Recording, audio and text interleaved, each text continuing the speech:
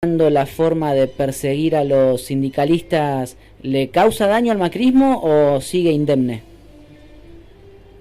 Bueno, yo creo que lo daña y que sigue indemne. Ah, mira, a ver, explícame. Y puede ser que algo te dañe y que vos de alguna manera reduzcas los daños. No, yo quería ir a una cosa que a mí sobre este punto es lo que más me estremeció, ¿no? A ver. Que yo creo que los dichos de este personaje, el ministro de Trabajo de María Eugenia, vistos así en una conversación con esta portada, con esta imagen, ¿no? Parecen una cosa sórdida, ¿no? Sí. Sombría, parecen y son.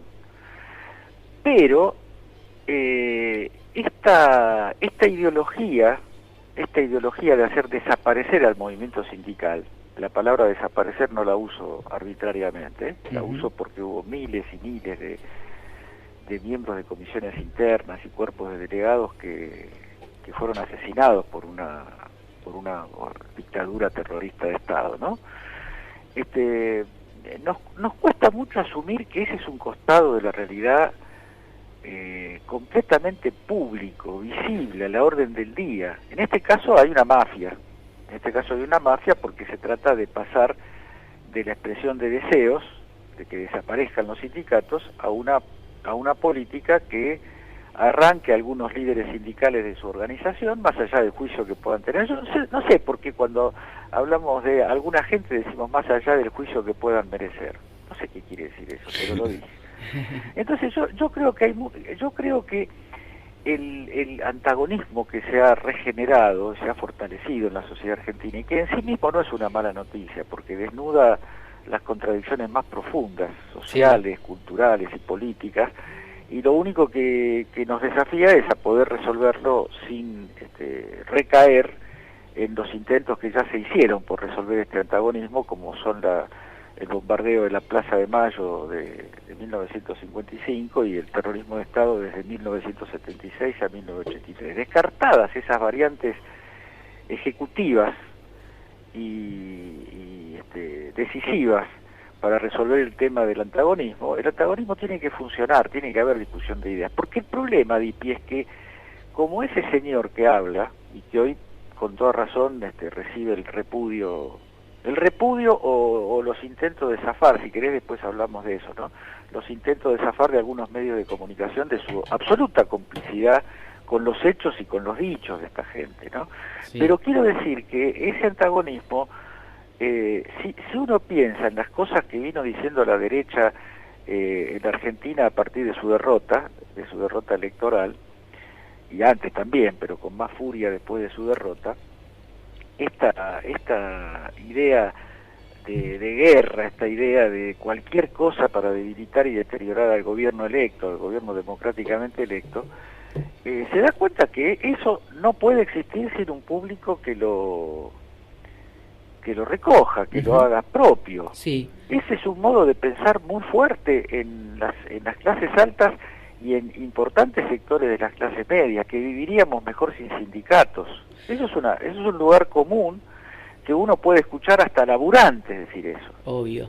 En Argentina, sí. No, me agarro de la reposición de la palabra antagonismo que traes vos, porque yo te lo pregunté la semana pasada acerca de qué opinabas o si habías tenido alguna información respecto de la cena de Cristina Fernández con militantes o artistas militantes, y por lo que yo me enteré, en esa cena y esa conversación que la vicepresidenta mantuvo con artistas, parece que se aludió o ella puso sobre la mesa la importancia de polarizar en este contexto político para no diluirse.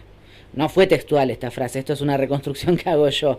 Entonces me parece vital que vos repongas por un lado el antagonismo, y por otro lado veo que la líder de una parte importantísima del Frente de Todos está diciendo justamente que no hay que negar el conflicto.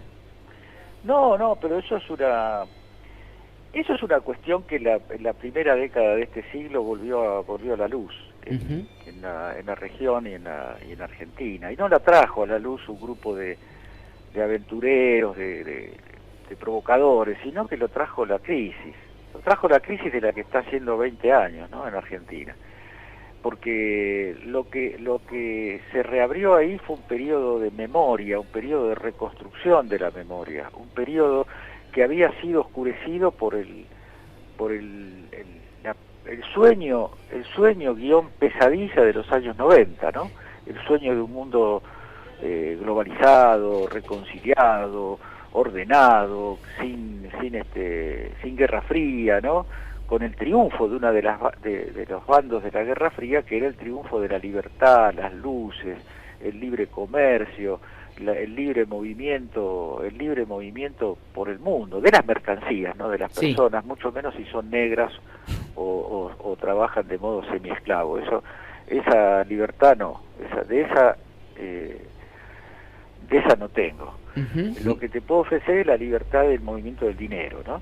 Pero todo eso mostrado como el campo de la luz frente a una historia anterior negra.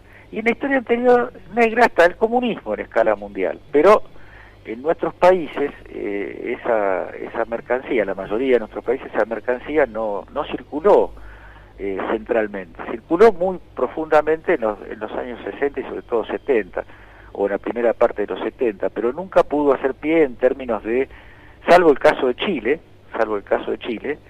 que en todo caso fue una variante muy específica, porque fue el socialismo con democracia y con votos.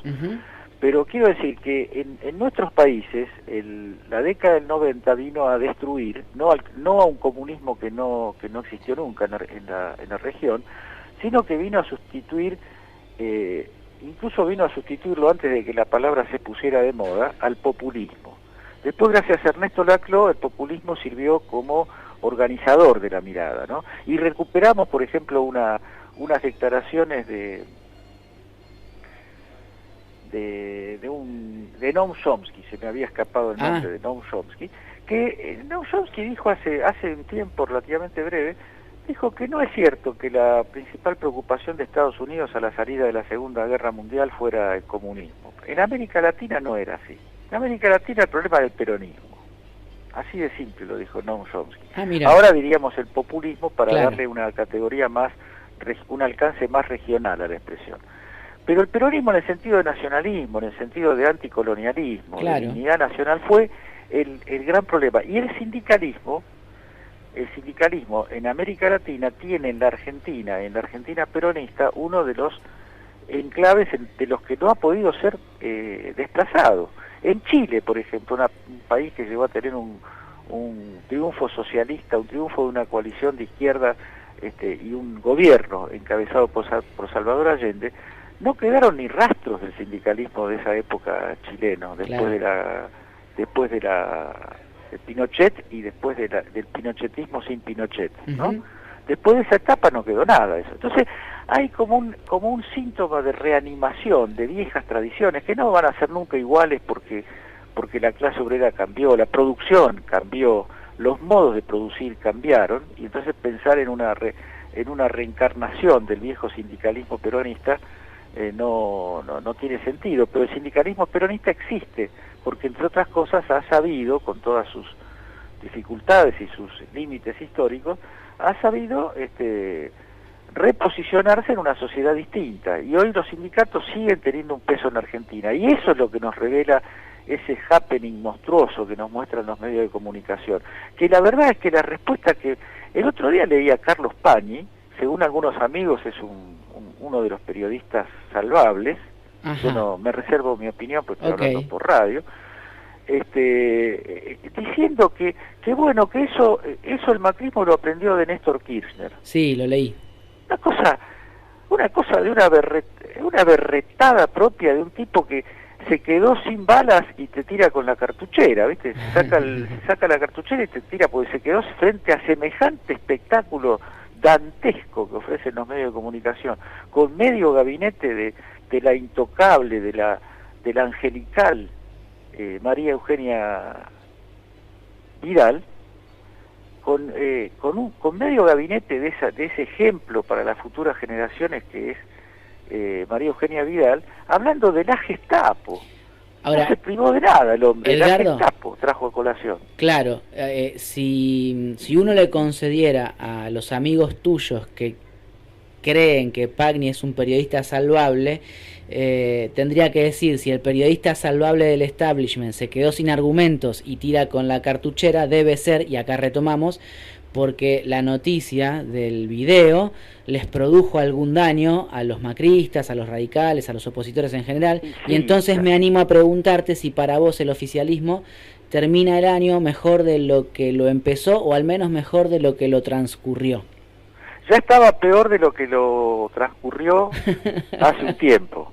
No, lo digo porque ganaron las elecciones y al día siguiente se estremeció. Se Sí. estremeció en primer lugar porque creían que ganaban, que reproducían la victoria de las PASO. Sí, no, pará, Pero... yo igual te pregunté por el oficialismo, no por la oposición. Igual está bien, si contestás por oposición también vale. Agarré al revés, agarré la avenida contraria, en contramano. Bueno, no, el oficialismo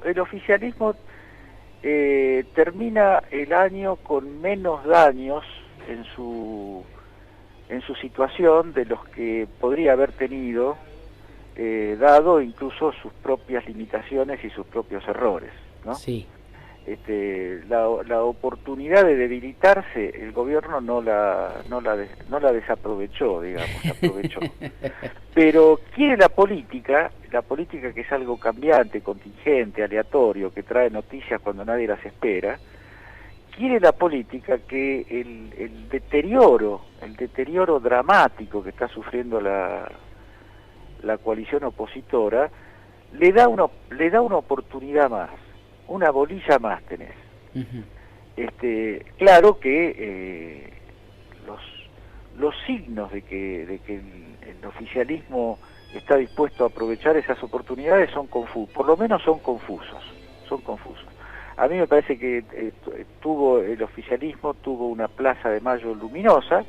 Algunos dicen que hubo menos gente de la esperada, pero no siempre se mide en cantidad de gente. Ahí hubo clima, hubo discurso, hubo promesa, hubo política. Entonces yo creo que ahí hay un punto desde donde reconstruir. Y un punto desde donde reconstruir que tiene que empezar por reconocer las diferencias y por darle a los espacios que conforman un lugar un poco más parecido al que ocupan en la conciencia y en el corazón del pueblo. Yo creo que hay un sector visiblemente subrepresentado en el gobierno, y no solamente subrepresentado en nombres, sino subrepresentado en ideas.